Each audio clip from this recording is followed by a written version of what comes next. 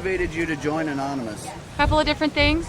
Personally, I feel that Scientology is a cult and religion should not cost money. People should be able to leave at any time of their own free will without being punished. Should not be forced to disconnect from family members and friends who are still part of the organization.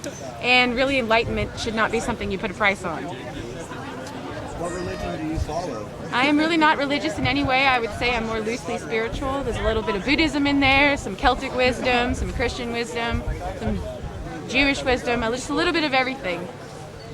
What message would you like to relate to other people around the world? That Anonymous is definitely a peaceful organization. We do not condone any acts of violence. We are just here to have our voices heard and educate the masses.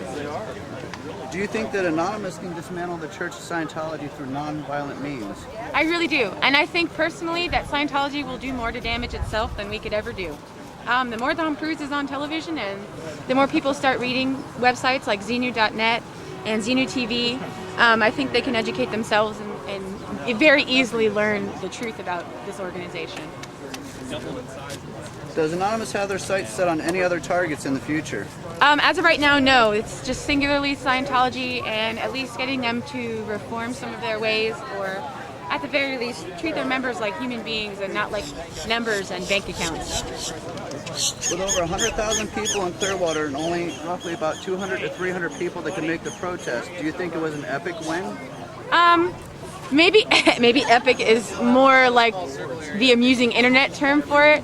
But I would say with the coverage that we got and the amount of exposure that we had on the internet and YouTube and just various websites, that we did make our message very clear.